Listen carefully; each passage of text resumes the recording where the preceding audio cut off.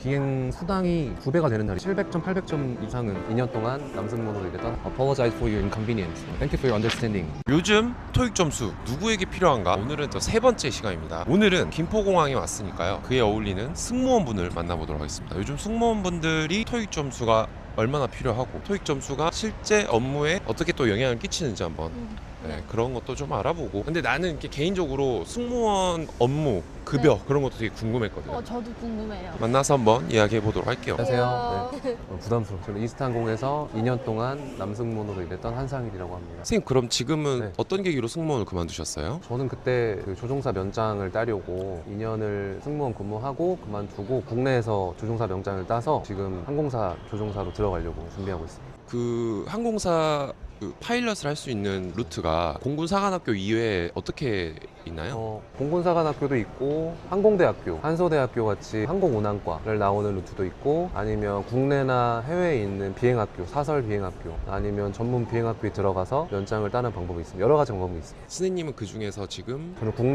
국내 비행학교에서 조종사 면장을 딴 경우입니다. 대형 항공사와 중형 항공사의 서비스 스타일이나 업무 강도 차이가 있었나요? 네, 제가 아는 바로는 서비스가 좀 많이 다른데, 대한항공이나 아시아나 같은 경우에는 FSC이기 때문에 서비스가 다 있어요. 기내식도 다 기본적으로 제공하고, 그다음에 뭐 음료나 뭐 구류 서비스라든지 풀 서비스 캐리어니까. 근데 LCC 같은 경우에는 그런 서비스가 다 없어요. 그래서 업무 강도 차이는 서비스도 다르다 보니까 대형 항공사보다는 LCC가 좀 덜한 편인 것 같고.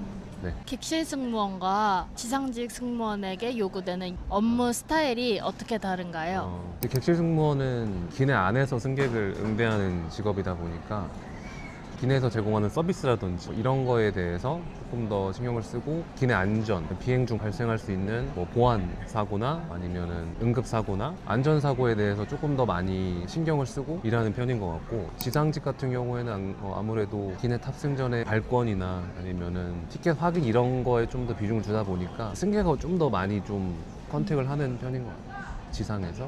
그래서 좀 더 승객들이 지상에서 컴플레인도 더 많은 것 같고, 기내보다는 좀 그런 차이가 확실히 있는 것 같습니다.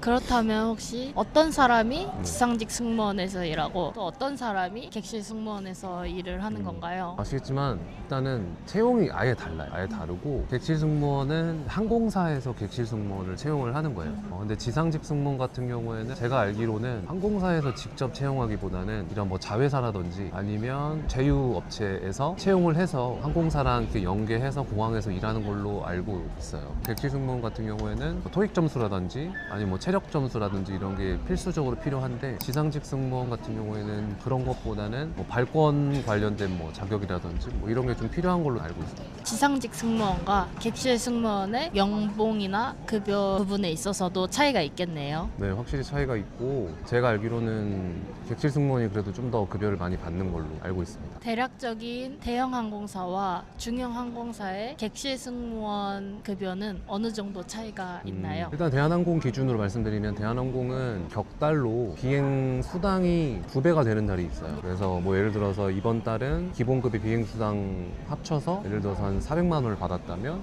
그 다음 달은 비행수당이 2배가 돼서 좀 더 많이 받는 걸로 알고 있고, 그래서 대한항공, 아시아나 대형항공사 기준으로 객실 승무원 월 급여는 아마도 실수령이 한 400에서 500만 원 정도 사이인 걸로 알고 있고, LCC 같은 경우에는 현재 한 300만 원에서 400만 원 사이이고, 이제 퍼듐이라고 해외 체류비가 나오는데 그거는 이제 별도로 달러로 지급되기 때문에 그것까지 합쳐서 말씀드린 금액이고, 그래서 지금 한 350만 원, 400만 원 정도 사이로 알고 있습니다. 그러면 대형 항공사 수당이 나온 날에는 800만 원인가요? 아니요, 그 정도로 많이 나오지는 않고, 그러니까 뭐 기본급이 예를 들어서 200만 원이다. 거기서 이제 비행 수당이 뭐 한 달에 다 다르겠죠. 승무원들이 뭐 50시간 비행하는 사람들도 있고 100시간 비행하는 사람도 있으니까 한 달에 항공법상으로 100시간은 못 넘으니까 그 사이에서 비행을 하는데, 그게 수당이 이제 2배인 거죠. 그래서 뭐 800만 원까지는 가진 않는 것 같고, 많이 받으면 뭐 5, 600만 원까지 받는 걸로 알고 있습니다. 국내선 승무원과 국제선 승무원의 장단점 차이가 있을까요? 일단은 아시겠지만 국내선, 국제선 승무원 나눠져 있는 건 대한항공, 아시아나밖에 없고, 저비용 항공사들은 국내, 국제 상관없이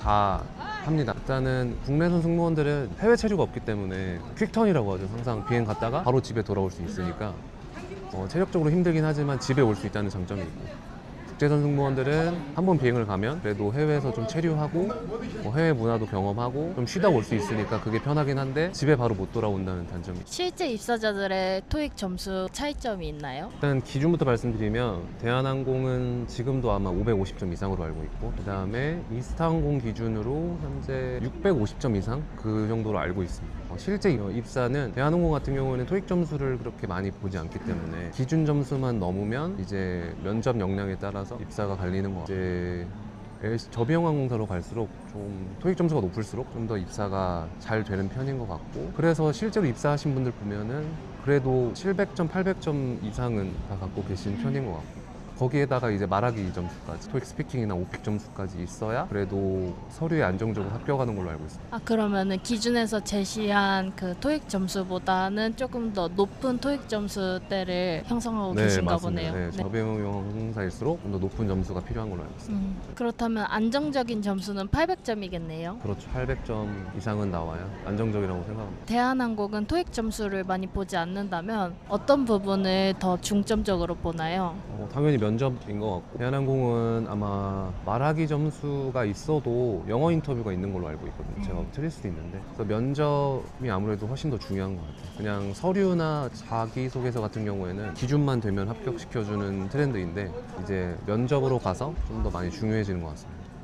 요즘 승무원 입사 경쟁률이나 승무원에 대한 인기도는 어느 정도 되는 것 같나요? 예전부터 지금까지 거의 비슷하게 엄청나게 경쟁률이 센 걸로 알고 있고, 여승무원 같은 경우에는 엄청나게 많은 지원자가 있는 걸로 알고 있고, 남승무원 자체는 워낙 파이가 적어가지고 그러니까 적게 뽑아서, 저 할 때도 제 동기가 30명 정도였는데 남승무원은 한 4-5명밖에 안 됐거든요. 그래서 훨씬 더 경쟁력이 센 걸로 알고 있습니다. 제가 알기로 코로나 때 항공 사업이 조금 주춤했던 걸로 알고 있는데 코로나 이후에 다시 경쟁률이 높아진 건가요? 코로나 때 적체된 거죠. 코로나 때 승무원 준비생들이 그때 승무원이 돼서 들어갔어야 되는데 그때 못 들어간 인원까지 지금 더해졌으니까 사실상 훨씬 더 많은 사람들이 지원하는 걸로 생각이 됩니다. 국제선에서 가장 많이 쓰셨던 가장 중요한 영어 표현이 있으셨나요? 아무래도 불편을 드려서 죄송합니다. 이해해 주셔서 감사합니다. 그런 표현들을 일상생활에서 쓸 수 있는 영어보다는 기내에서 쓸 수 있는 표현들, 그냥 우리가 뭐 미안하다라고 할 때도 평소에 친구들이랑 sorry라고 할 수 있지만 기내에 들어가면 apologize라는 표현을 훨씬 더 많이 쓰게 되고, 그런 실제 상황에서 손님들에게 예의를 갖추면서 쓸 수 있는 공손한 영어 표현들, apologize for your inconvenience, thank you for your understanding, patience, 이런 단어들 좀 많이 알고 사용하면 좋을 것 같습니다. 그렇다면 토익 점수대별 공부할 수 있는 그런 팁을 알려주셨으면 좋겠어요. 먼저 600에서 700점 넘어갈 때는 어떤 공부를 집중적으로 하면 좋을까요? 일단은 600에서 700 넘어갈 때는 문법은 최대한 토익에서 나오는 거 위주로 1개월 이내로 좀 빨리 끝내고, 이제 파트 7이죠. 읽기 부분이 가장 중요하기 때문에 좀 빠르게 읽는 연습, 문장을 의미 단위로 끊는 연습, 그리고 가장 시간을 줄일 수 있는 건 세부 사항을 빨리 체크하는 거거든요. 이제 그런 거를 연습하는 게 좀 중요해요. 같은 경우에는 사실상 점수가 좀 후하게 나오는 편이기 때문에 LC 같은 경우에는 그냥 뭐 문제집을 사서 풀기보다는 꾸준히 그냥 영어 표현을 많이 듣고 하는 게 일단 600에서 700점 가는 데는 좀 중요한 것 같습니다.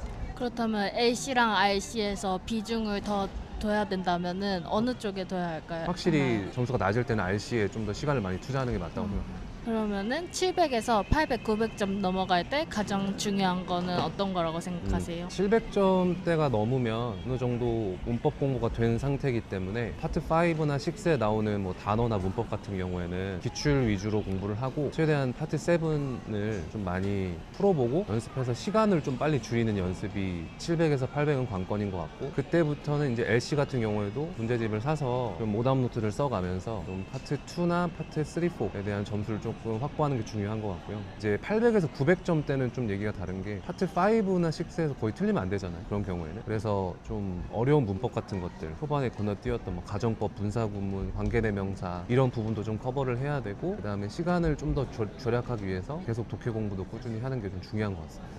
시간을 줄인다면 거의 파트 5, 6에서 줄인 건가요? 5, 6에서는 거의 공부를 하면 그래도 한두 달 만에 한 20분까지는 줄이는 게 가능한데 파트 7에서 시간을 줄이는 게 진짜 어렵고 오래 걸리거든요. 그래서 거기에서 지금 시간을 줄이는 연습을 많이 하는 게 제일 중요한 것 같아요. 혹시 추천하시는 독해 연습 방법이 있나요? 저는 사실 좀 도움이 많이 됐던 게 좀 끊어읽기 연습을 좀 많이 했으니까 단어 위주로 끊는 게 아니고 의미 단위로 끊는 연습을 많이 했고 어쨌든 이거는 독서가 아니라 독해이기 때문에 문제를 해결하는 게 중요하잖아요. 그래서 문제를 빨리 스키밍을 하고 필요한 세부 정보를 빨리빨리 체크하는 연습 그런 거를 좀 저는 많이 했던 것 같습니다.